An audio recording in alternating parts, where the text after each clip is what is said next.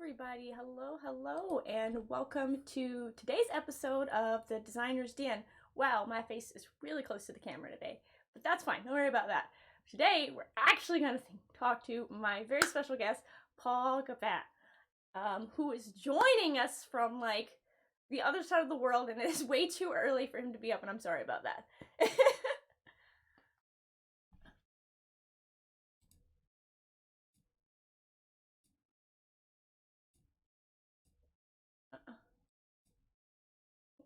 All right. Yeah.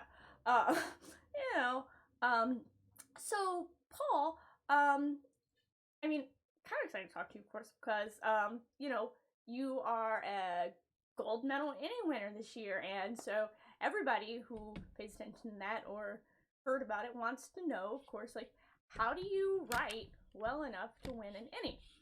What's your secret and everything? So I think we'll just start with the easy one though. Let's just talk a little bit about the series that you've been working on, your Hell series or whatever it is you call. I know, Sean. I think I just fixed that. Paul, can you say something again? Because the sound was. Hello, can you hear me now? Am Yeah. I back from the nine hells? Yeah, you're good. It was on me this time. I had the volume down too low, so when he spoke about his chickens, you didn't hear it. Ah, But anyway, so your Hell series. So how did that kind of come to be? I mean, obviously, they said we could write in Hell, and that was where it started. that's But oh yeah. well, So yeah. so basically, I love to write adventures for Adventures League, since that is basically my how I got back into Dungeons and Dragons through the organized play system. And when season 9 came out, or Descent into Avernus, Adventures League gave us permission to write adventures in the Nine Hells through the Pip Yap's Guide to all of the Nine Hells rules. Mhm. And with that, I started thinking I need to take advantage of this. What are ways for me to bring in some Nine Hells lore not available in the Descent into Avernus hardcover? Right. And that's when I started writing. So I was given three options: three layers of hell: Minoros, Stygia, and Maladomini. And I just want to write something like, hey, how can you travel to those different layers of nine hells? What are some adventures that you can write for it? What are some secrets that you can reveal that are gonna be pretty epic when once the players and dungeon masters alike find out? And that's when I started writing that series, that Heroes in Nine Hells. Basically, there is a Valkyrie from the plane of Isgard who is tasked by the gods of Isgard to find some heroic souls that are trapped in the Nine Hells. And then she has to go to Minoros to find um, a Minotaur, basically, that got trapped there, and then go to Stygia for a really benevolent snake that tried to take care of an angel Mm-hmm. while she was in the material plane. And then down to Maladomini, where you have the Biguri siblings, the Genasi siblings. Because when a genie, no, yeah, a jinn and a rock fall in love, they create they create some very cool Earth Genasi warriors, and yeah, Oh, there you go.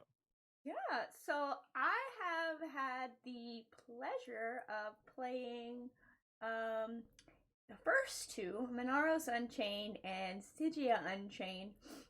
And I'll say it's definitely what? It's definitely some of the most you know, creative writing that I've played through. I didn't actually read Minaros Unchained because I haven't DM'd it, but I read Stygia. And like you said, you kind of pull in some of that lore that you know people don't really get, and you also kind of made it a very I don't know, kind of Connected to modern connected a little bit to more situation. modern times, and you brought some humor into it. Right. Well, it's well, let's start with Minora's Unchained. So it's not really, again, it's not gonna be for everyone. Right. Uh, and I put like a warning there that there will be mathematics involved in that adventure because in Minora's, Lord Mammon, the one who rules it, Mm-hmm. is all about money. That's basically what he cares about. And he introduced a new system of payment called euros. Euros. Minoros euros sounds like euro, so yeah, it fits. All right, it's perfect. Uh, and now every devil in Minoros needs to earn as much euros as they can, and some systems that came up with it is either through stock market or a pyramid scheme, all these things that are not really that nice. And then since Minoras is also a place where um, chain devils live there, and basically their job is to torture souls and stuff. Mm-hmm. Um, If you're that's not also if you're not incorporated there. counting enough, you got to count the money. Count it faster. You get you get a lot, yeah. So spoiler alert: there's gonna be a lot of those things involved, and the thing there is if you don't make enough money, then uh, there are people who will suffer for it. And if you're looking for a specific soul in this adventure, you're looking for a Minotaur druid who basically, uh, what do you call this? Uh, tried to do some heroic things while he was still alive, Mm-hmm. but then the devils caught him, and now he's being auctioned off in Minoris. So in order for you to get his soul back, you need to earn a lot of euros, so you win the auction at the end. Mm-hmm. And that's it. When I wrote this, since it's set in the nine hells, I'm like, all right, so there's torture involved, there's devils. Um, is this gonna be like how light and funny can I make this, or can I put like dark humor, or am I gonna go totally dark on this? And I think I was possessed when I'm writing it, so I'm sorry. No. Sorry if I put some stuff there that um, but basically that's what devils do in the nine hells, or at least in Minoris.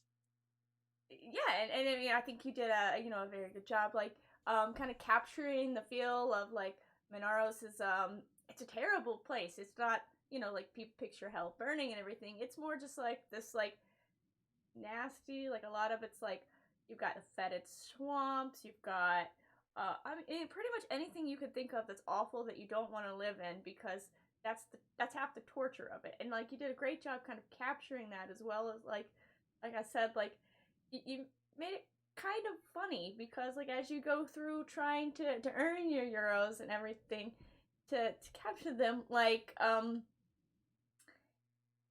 just like the commentary going through, like I think you've got one at one point. It's like someone's asking like, "Are you angry? Is somebody murder your parents or something?" We've got chain devils ready to give that person the experience of their life. So you're like, Right. you take out your revenge fantasy. Yeah, because there are in one of the places in Minoris, jangling hitter.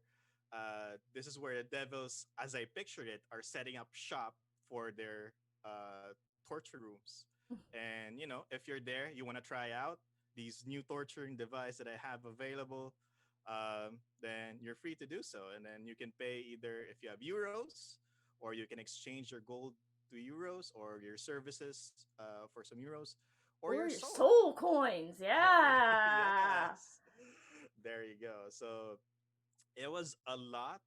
And then you have this character, an imp named Junjun, where he basically wants to make more euros because he doesn't know how. This is a new system.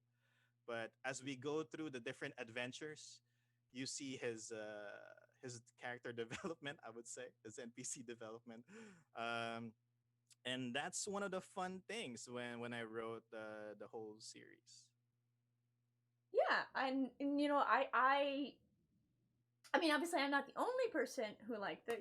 As I said, like you've got your you have it in hand now. Your shiny metal, and I think you did a great job. So, like, outside of the Heroes of Hell series, you've actually written a bunch of other stuff on the DMs Guild. I think, let's see, I was looking at it a minute ago. Uh, got 11 things just under your name, but not everything that you published is under Paul, right? So you have some of the stuff there that you worked on with Greasy Snitches. Right. So the Greasy Snitches. So this is us. I Mm-hmm. don't know if you can see the logo. Um, the Greasy Snitches is basically a tabletop event organizing group here in the Philippines. So when we started playing 4 years ago, um, you can barely buy any books here, Mm-hmm. D&D books. So it's not available. Minis are basically non-existent except when you want to buy it from other players who played older editions. Um, and and then when we played Adventures League, you can't play epics because you can only play epic if If it's they in had a event. if you had a convention, yeah. Yes. So when we were playing and our party name is called the Greasy Snitches, don't ask. Well, yeah, it sounds bad, but we're nice people, or at least we try to be nice people. I don't know. um, It's fun. Basically, we try to create an event so other people can experience epic adventures, so Mm-hmm. multi-table events, and from there on, the community created content rules came out and say, oh, we can write our own adventures. So we did that, and all the CCCs or Dungeon Craft adventures that we release, most of it that I wrote are part of the Greasy Stitches. And then there were some collaborations with other groups as well, Mm-hmm. um, where I created some dungeons from just Dungeon Crawl. And then I dab a little bit in creating some classes. So I created a rider class, which is basically if you want to ride a medieval giant construct or basically a giant robot. I'm a big anime fan, so yeah, that's basically it. So if you want to have like some Zoids type of monster, like a beast type monster that looks like mechanical construct, or just a giant um medieval knight robot, Just a big Gundam. or yeah, basically Gundam, yeah. Or if you want to have like your own floating ship, then you can have that through rider class. So I don't know if it's balanced enough. I don't know what I was drinking and eating during that time, but I got it published, and yeah, it's there. I know making classes and other, I guess, player options is definitely an entirely different thing than creating adventures. It's a different Hmm. skill set. You got to do more math. Uh, Yes, exactly. A lot of math. Yeah.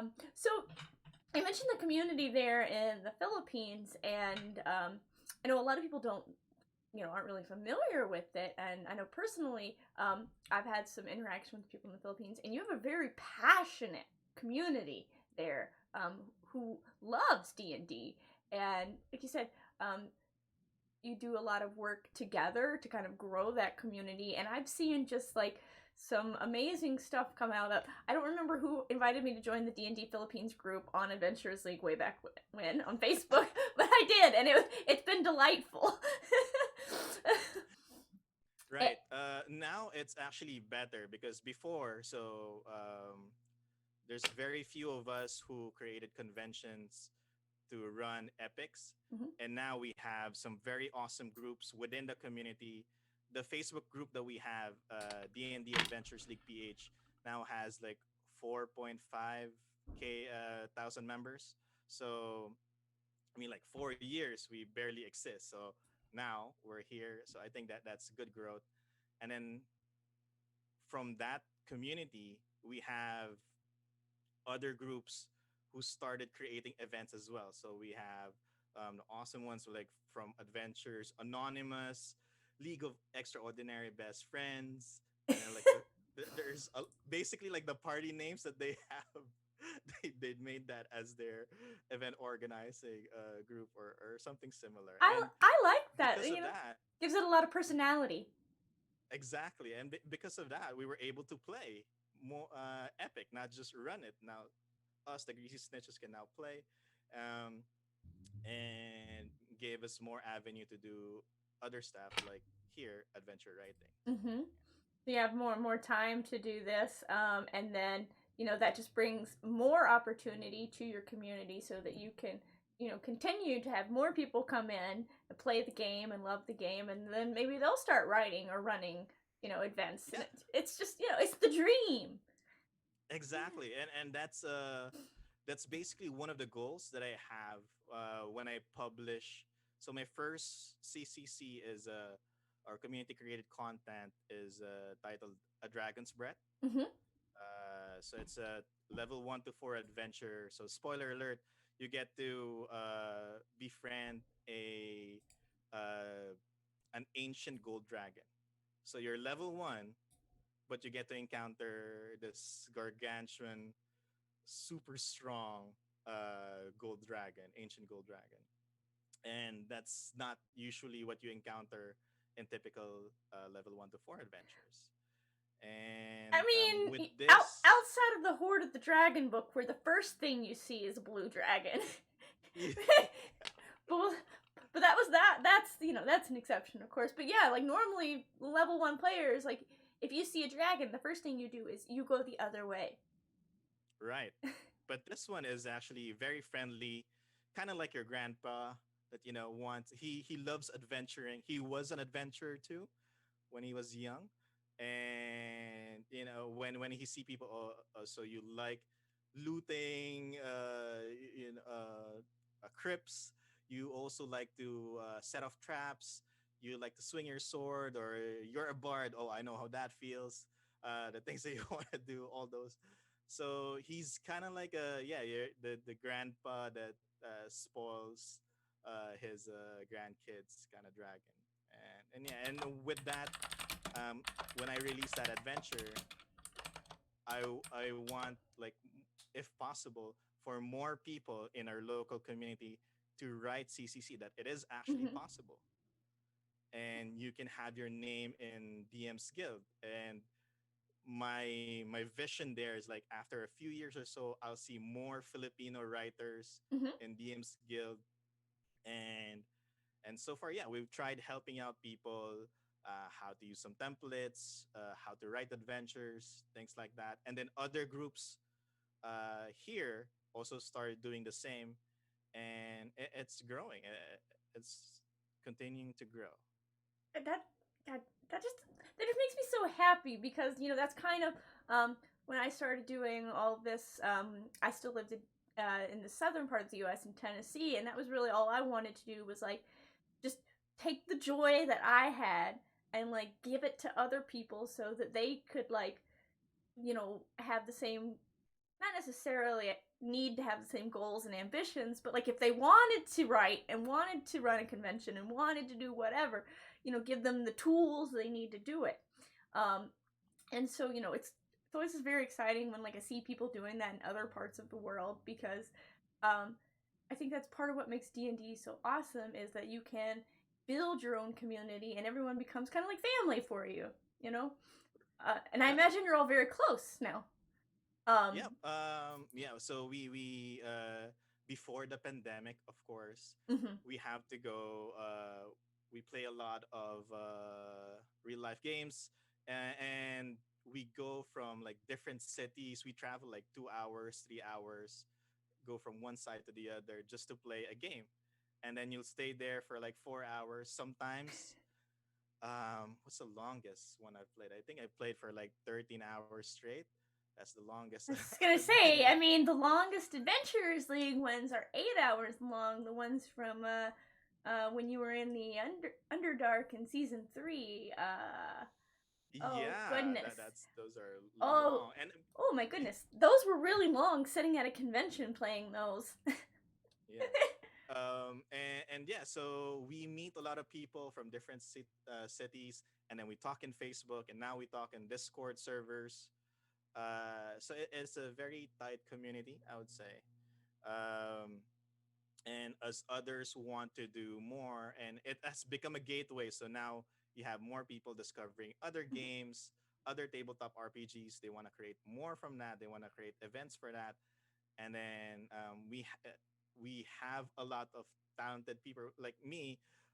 I have a basically like how many years of my life is just all desk jobs, Mm-hmm. and I'm not a writer. No, I'm really not. anybody Like, can be a writer. All I work is desk jobs. That's what I yeah. do. That's I have a desk job in the daytime. and, and to be honest, I think when I was in high school, I really hate writing. I had no idea I'll be writing now. Mm-hmm. Um, so yeah, I know there are more people that are much more talented than me, and yeah, Sorry, I'm trying so to fix my light. It's like shining right in my eye. Sorry. it's all right. Yeah, I was trying to do the same, so you're not alone. Okay. Let's all make faces together, everybody. Yeah. So, yeah, your desk job. You're doing this, but it's something to do on the side. It's like it's a passion. It's a hobby. And now it's kind of become a little bit of a side hustle for you too. Making a little bit of money. Mm-hmm. I mean, And the DM's guild you only make so much, but it's nice to yeah, see people buy your work. and that's actually so I've discovered that 2 years ago how you can actually earn money by publishing your adventure in DM's Guild, and how you get basically 50% royalty from it, Mm-hmm. and you start thinking of ways on how you can maximize that, or how can you get a group of people to work with you, collaborate in creating something awesome, publish it in DM's Guild, and see if you can still earn money. And it's a good um, passion project, I would say. Right. And now I'm trying to see if someone can actually do it full time. Is it possible? Mm-hmm. If um, if you release adventures at a certain rate every month, will you actually start earning money after a few months, few years? Will you get more projects? And those are the things that I'm trying out, um, and see if it'll work. So, will I stay at my desk job, or will I become a writer? Who knows? Yeah, I'm thinking that you will become a writer. I think you will. I think you will. I know. I've got a lot of friends now who they've managed to take that leap to being a full time creator, and it's terrifying. I know I couldn't do it, but I actually the next episode that Jeff Stevens is recording for his show, he's talking to people uh, who made that leap, and so I'm interested to see what everyone has to say about it. Yeah, as Casper says, you are a writer, Paul. Yeah, we are. We are. Yeah, thank you. Yeah. Well, we'll see if being a writer can keep me alive. So being a full time writer. right. So I can write more stuff Yeah. for everyone. So when did you first start playing tabletop role playing games? All right. I play Magic the Gathering when I Mm-hmm. was in high school. Me too. So yeah, that time, I even go to tournaments and all that stuff. Mm-hmm. And then I'm kind of what you call a Vortos kind of guy. So I'm more into the lore Mm-hmm. of Magic the Gathering. I have And a lot of the novels. right. And when I went to United States for like 3 years or so, for high school, and there I met my friend Eric. who invited me to play Dungeons and Dragons. I think during that time it was uh, third edition, 3.5. I'm Mhm. not sure. Um, but in that game, and I tell this to everybody, in that game, um, Eric was my dungeon master, and he gave me this really awesome uh, wolf mount with white fur I can ride, and then also this awesome axe, really cool axe with it. Um, but then at some point in the adventure, I guess I rolled a natural one and Oh broke the axe. no! But And, and it. that yeah, and you have that feeling that yeah, I know this is just all imaginary, but I kind of work hard in getting that. It fits well with my wolf mount. It got destroyed, and then we didn't get to play a session after that. Oh no! And so So that was where now, it ended. yeah, so I wasn't able to get a chance to fix it or anything, and until I grew old, started working, came back here in the Philippines. I guess that's just in my heart somewhere, one of those sad moments in life. And then I saw in Facebook that someone's offering to run Dungeons and Dragons Fifth Edition, and I jump in on the opportunity right away. Okay. And there I fell in love. And then how long did it take you to decide that you wanted to write Dungeons and Dragons? From there. When DM's Guild came out, I tried to write an because again, as I said, I fell in love with Adventures League because Mm-hmm.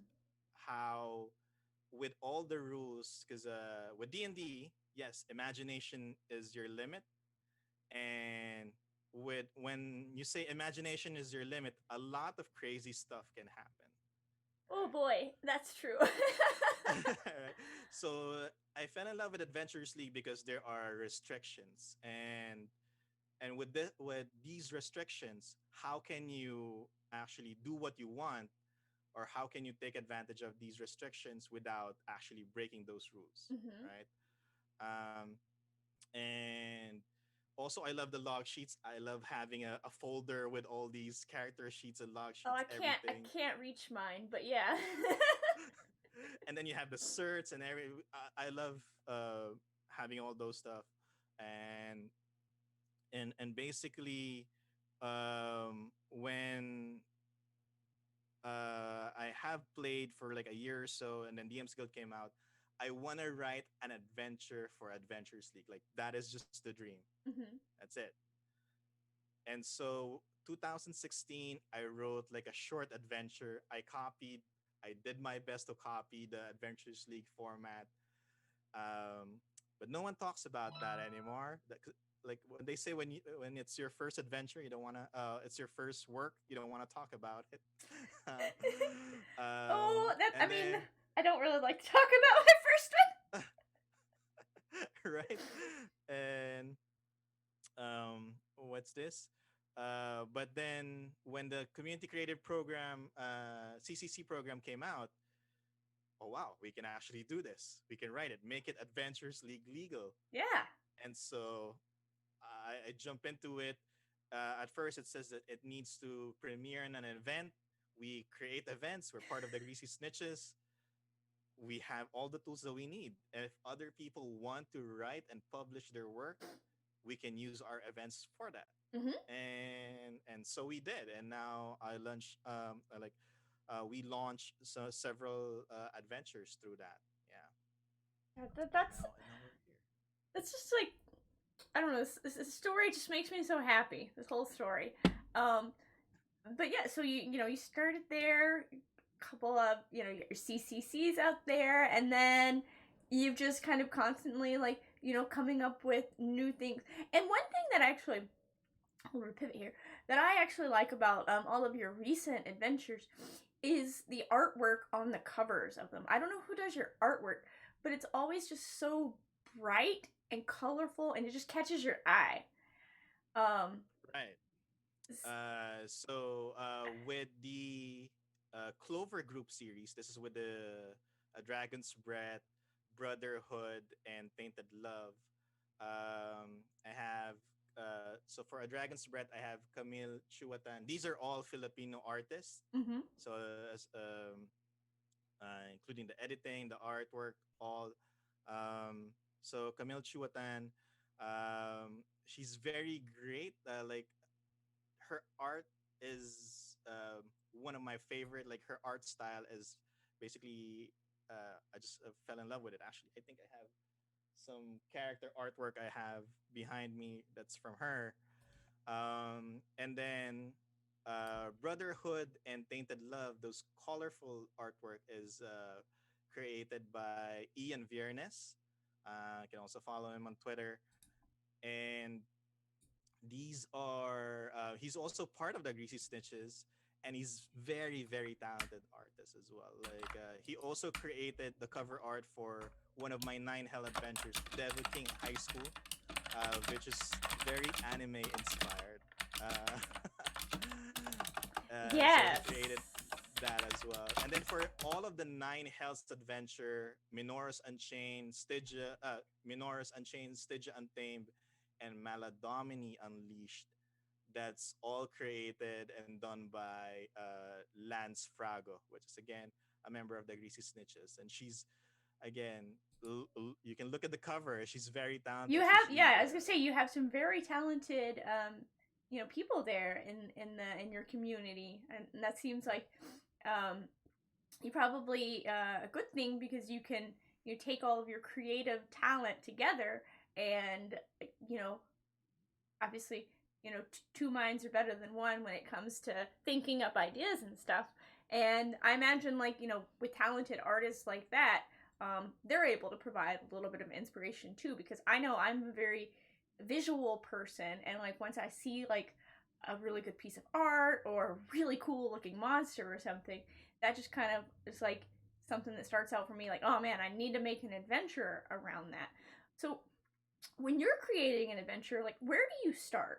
What's your like inspiration usually? Do you start with like an encounter, or do you come up with like the whole plot first?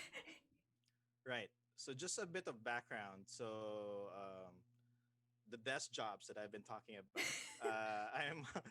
I work doing quality and process management. Mm-hmm. So I also do some change management. So when a new process arrives, how to tell people, all right, we have a new process, everybody. So we start following this now. We kind of do the Um, same thing. all right, there we go. I'm doing And processes and audit. see, so that's probably why we're writing these adventures. And when I look at a D&D adventure, or at least a module, like a 4-hour adventure, I see it as a instruction manual or a process Mm-hmm. manual. So basically, you have to do part A, and then by meeting these expectations or by meeting these requirements, you proceed to part B, and then part C, and then you get your conclusion and so forth, and get your Huh. reward. So it's if you remove the lore and the story, that's basically what I do every day, writing the process. So yeah, And just a guide on like how to get from A to B and C yeah, and so so on. yeah, it's a user manual basically. But the thing there is, yeah, we who reads a user manual? uh, and so Ah. my job is to make this user manual as for the dungeon master as interesting as possible, with all the lore, with all the mechanics, and don't just reveal what the important plot points at the beginning, but also for the dungeon master to see all these like hidden these Easter eggs, and then plot development as they read through it, and Mm-hmm. like, oh, holy crap, this is actually how it works. And like, I didn't know this is gonna happen. Oh, I didn't know this NPC will become like this. I have some feedback before, like, I got this NPC killed in a game. I didn't know he's gonna appear again in part two. Uh oh.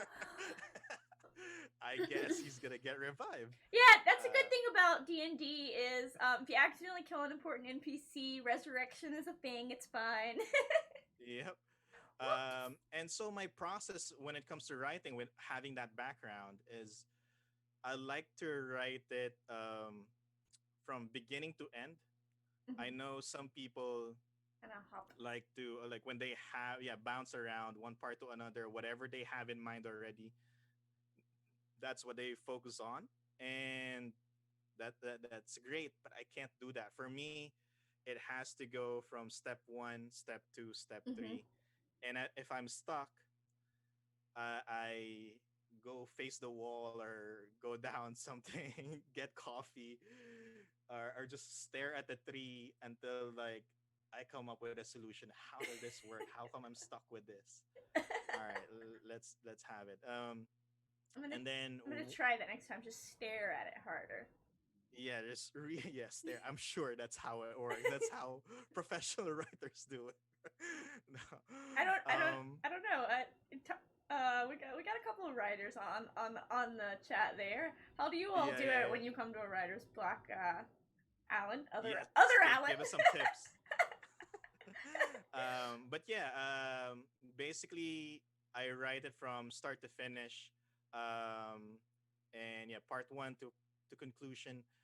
And even if it's there's a lot of mistakes, a lot of typos, a lot of errors, things doesn't make sense. As long as I complete that draft Mm-hmm. from start to finish, then I'm good. And then my next process is go back again from the start, and then polish it until the end, and then like a printer basically. So you print like really You just really blurry. you just do, Yeah, yeah, the layers.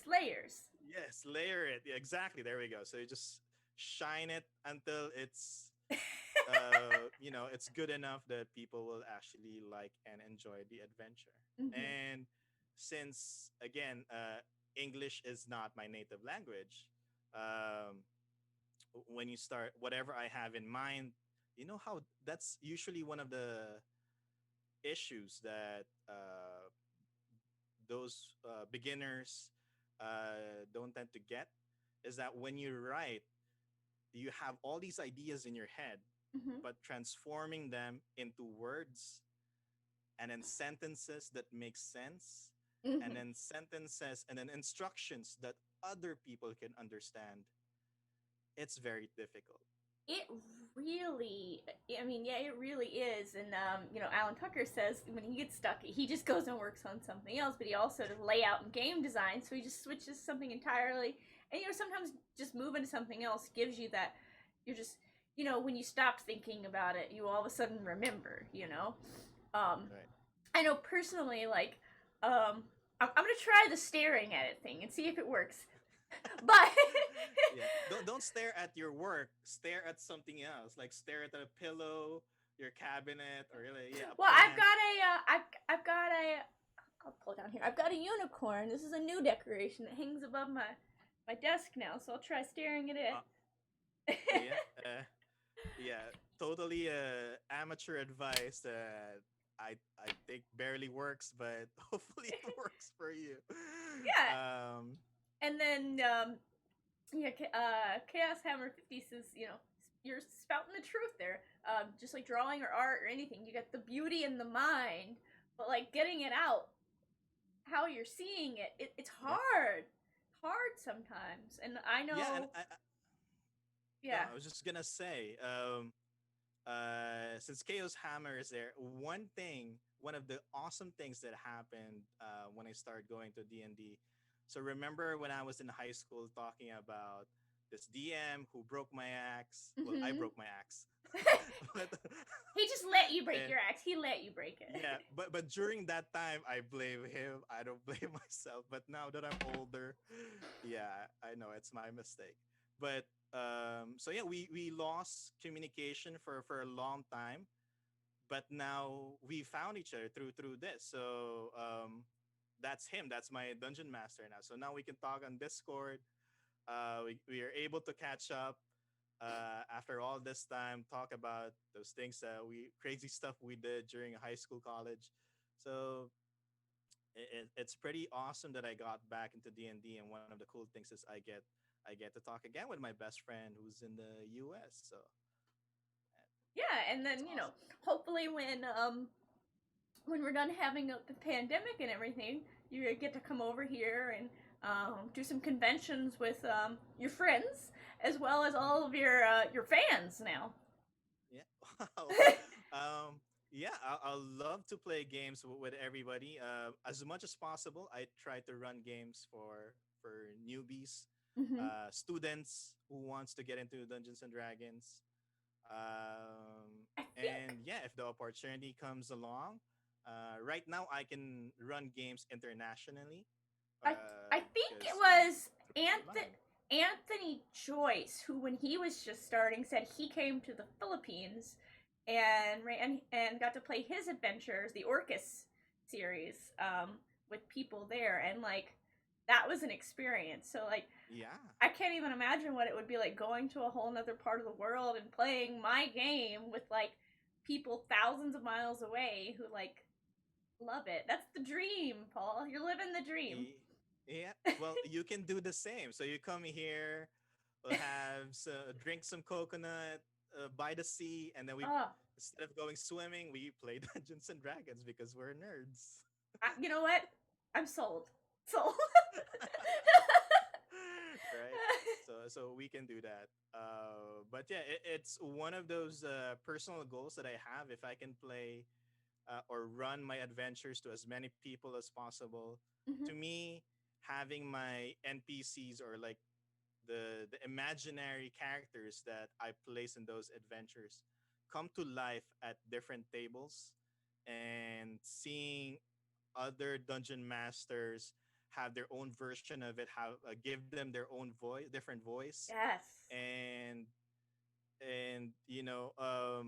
it just makes me happy because again, these characters that I wrote are now part of somebody else's world, Mhm. and there are now players who are actually invested in these characters, those who actually want to protect these characters or hate them, super hate them, wants to kill them, wants to get their revenge on these They just have very villains. strong emotions about your characters, and like that's just like it makes you feel all warm and fuzzy inside. Yeah, and that's one of the great things of creating adventure content or designing for tabletop, because it base whatever you created, it comes to life at every dungeon master's table, and you sometimes I get the pleasure of seeing how it works out, and just such a joy.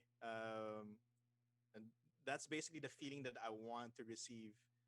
I mean, money's good, of course, Yeah, but but like, yeah, have you actually seen your NPCs that you wrote for like how many months trying to figure out the personality and I stuff, and then mean, yeah, making have a money drink with your party? making That's just money great. feels nice, but have you ever sat down at a table full of DMs who all run your adventure and listen to them talk about it? Exactly right. And Yeah. like I was, it's crazy. It's crazy. Yeah, I got it's it's definitely a journey, kind of like a surreal feeling, like when you start hearing people talk about it, and so like yeah, no, I'm excited to do some more conventions online and everything right now, but we've got a lot of stuff we're planning coming up, and hopefully get some new content from you so we can run some new Paul Gabat. Yeah, so right now, I'm actually, since we have for Adventures League the Dungeon Craft rules. Mm-hmm. So basically, with these rules, at least the ones that came out, we can write adventures set in Icewind Dale, the Forgotten Yes. Realms. Yes, Everyone dies there. It's really right. And I tried to make it like, how can I make this NPC alive or survive, or how can I make the player survive this adventure? I mean, because the environment alone is pretty dangerous, and then when you met some, I think you we have know, different some philosophies there. I'm just gonna make it hard. It's your to survive. Right. But what's this? So with the Dungeon Craft rules, we can create adventure set in Icewind Dale, following some story seeds that it's very very flexible. I love it. Um, I have now released my first Dungeon Craft adventure called A Wolf's Whisper. So it's part of a uh, 16 adventures total, part of the Crimson Star series. So that's my plan while we have season 10 or Rime of the Frost Maiden out. So to complete all those 16 adventures, uh, that's basically what I want to do. And the first one, That's won't ambitious. 16 adventures. very, very. But I got a good team with me. I have Ame Arts, who's done the cover for A Wolf's Whisper, and will do the cover for hopefully the rest of the adventures. And then I have Angela Sabas, who's editing everything that I write, because when the thing that makes me confident now, and this is a good writer tip, I guess, is if you can have someone that can help you proofread, Mm-hmm. copy edit your adventure, and that's a tremendous help, because the first time I gave an adventure draft to Angela, the editor for A Wolf's Whisper. Um, since we played together, I gave her a physical copy, and then a few days later, when I got it back, it's all red. There's like red ink everywhere, and here I'm thinking like, but that was perfect. That was like the perfect adventure, Angela. The adventure itself was good. It's just, the sentence structure and maybe the punctuation. I do Yeah, editing. I do editing myself, but like I know I can't see my own mistakes. So like when I hand it right. off to somebody, I'm like, be gentle with me. And that is one of like the newbie mistakes when you come into this field, is like, I read it 3 times and I'm pretty sure there's nothing wrong here, but then when she gave it back, it's like every page is bleeding. And then you Like look at it and you can't believe I didn't see that. yeah.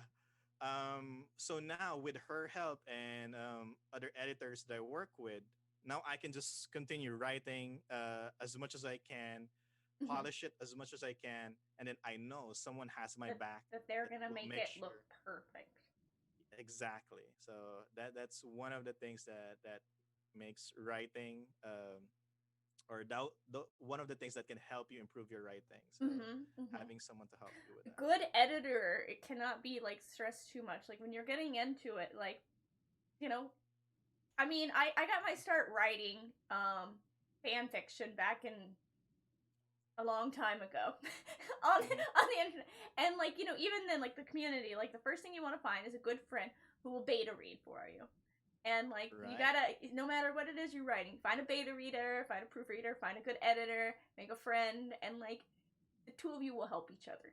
And it's just, it improves both of you because if you're an editor and you're not editing, you get bad at it too. Yeah, and as someone coming from someone like me who really doesn't have any writing background, at first when you receive feedback from your editor, like it will shred your heart. It feels Uh, personal, but it's not. right, and that's the thing. If you get to overcome that, you realize that it's constructive feedback that they're Mm-hmm. giving you, then now for me it's just like I look forward to it. Like it's the type of pain that I look forward to. All right, I'm gonna get hurt because I know there are some things that I wrote that didn't make any sense, but Yeah. she found out. You're gonna have that uh, one section, you're like, I love it exactly as it is. You gotta get it back. It's all red, and you're like, mhm. but no, it was But this good. is not a word, Paul. This doesn't exist in any dictionary. Like they will tell me, No. and yeah, I love it, and now I know that I can improve my writing through that. Um, so I love it. If you can hire an editor for your work, do that.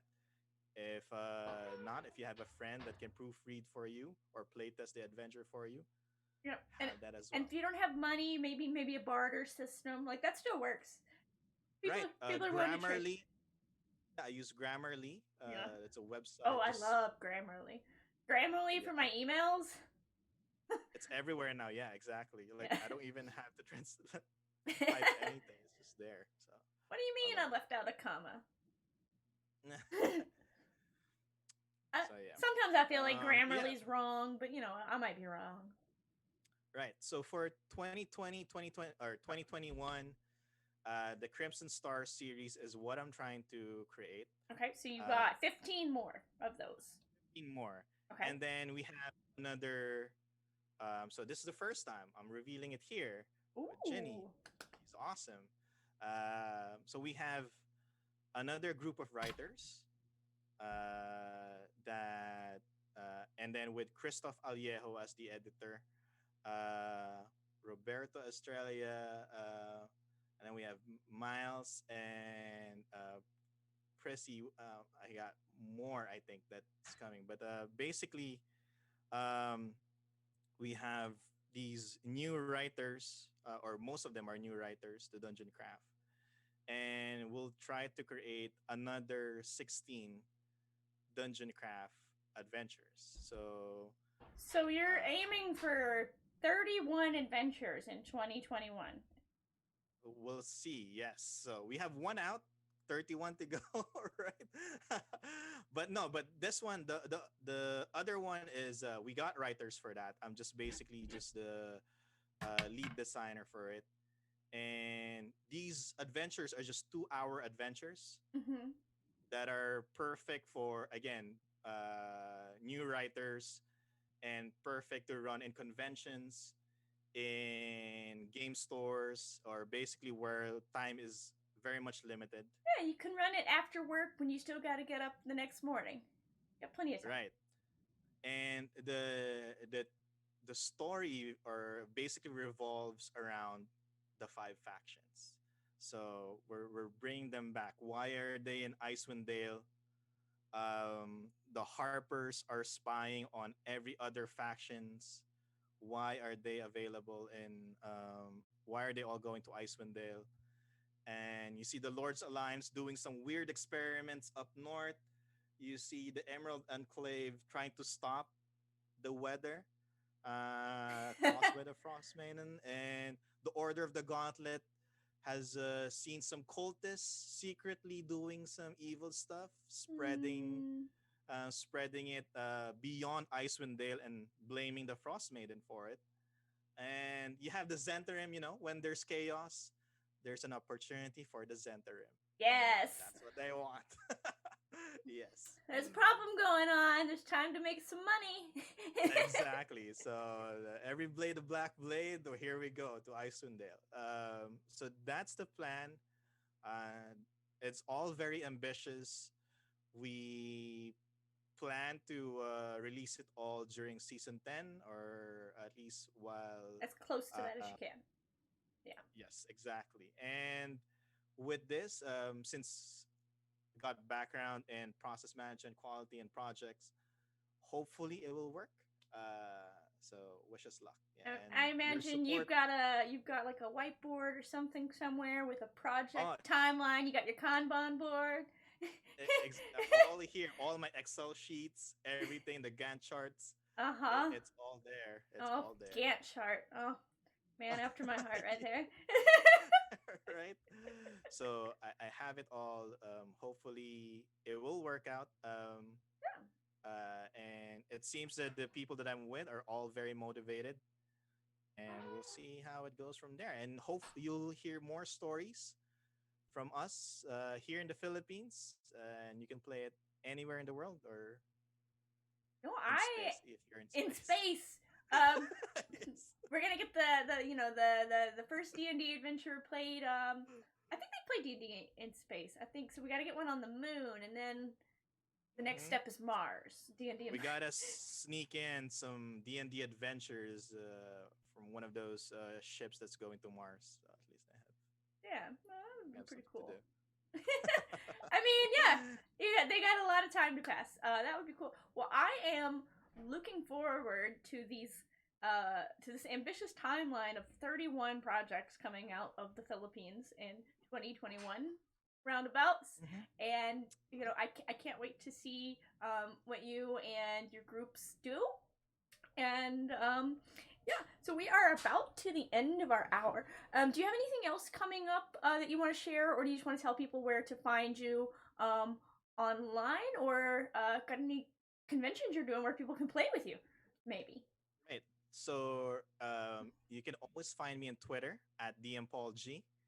And if you want to join our community and D&D Adventures League PH in Facebook, there a lot of people are looking for games and will basically drag you to different Discord servers. So if you want like someone locally here to DM for you or play with you, you can join us there. And we're also trying to you can join us or find us, the Greasy Snitches, in Facebook. Just search it there. And we're actually trying to do something with our own Discord server so we get more people to play not just D&D but other tabletop RPG games. So that's what we have planned Yeah. at the moment. And maybe we'll see a recording or broadcast of the Greasy Snitches playing at some point. Yes, soon. If the internet here works well, at least during that time, then definitely we will do that. Right now, if you want to continue supporting us, you can go to DM's Guild, just search Greasy Snitches. Different authors are there, including me. You can always purchase our adventure. I think I just placed like a couple of bundles, holiday bundles there. For a Dragon's Breath, basically like level 1 to 4 adventures, and my adventures in Nine Hells, the Heroes in Nine Hells, are Heroes also in in a Nine bundle. Hells is on sale right now. I posted Yeah, link to the Greasy Snitches stuff, um, yeah, and I will go ahead and also drop the link there in the chat to the stuff that's just under your name, because there's a little bit of stuff that doesn't overlap. So everybody be sure to check out Paul's stuff. Throw some support to the Philippines community, so we can continue to see some amazing content come out of there, and then we'll get Paul over to the U.S. after this pandemic's done. hopefully, or bring you here, bring more people here. We'll do both. We'll do both. Why not? Right? Why Yeah, not? yeah. Yes, exactly. So it has been an absolute pleasure talking to you today, Paul. Thank you so much for being on the show. Look forward to talking with you again many times in the future. And just continue to see you grow and thrive and succeed. And become a full-time author. Cause you're already a writer. We've established you are a writer. Thank you, and I didn't even realize it's an hour already. So thanks for having me. Very awesome to talk to. A very talented writer. I look up to you, and I Oh. know you wrote an epic adventure that I just want to play now. Um, excited. You're gonna do an event right now. Yeah. It'll be up on the DM's Guild soon, but right now you gotta have an event. Yeah. But yeah, no, I'm excited about that. Also excited. Next week, Sunday 4 p.m. Central, I will have VJ Harris on my show to chat. VJ Harris, if you're not familiar, wrote the Elephant and Orc Had a Little Baby. Oh, Little bit of stuff about the different lineages and ancestries and stuff. Instead of all of the different race-based stuff, which so a little bit of a different look at how we can create characters and think about their background. So I'm excited to talk to VJ and everyone else in the future. Got a lot of special guests coming up. I posted that on Twitter earlier today, and I'll be scheduling my February guest soon. So stay tuned. But that is going to be it for this episode of The Designerston. Thank you so much to everybody for watching. Until next week. yeah. Bye. Thanks, everyone.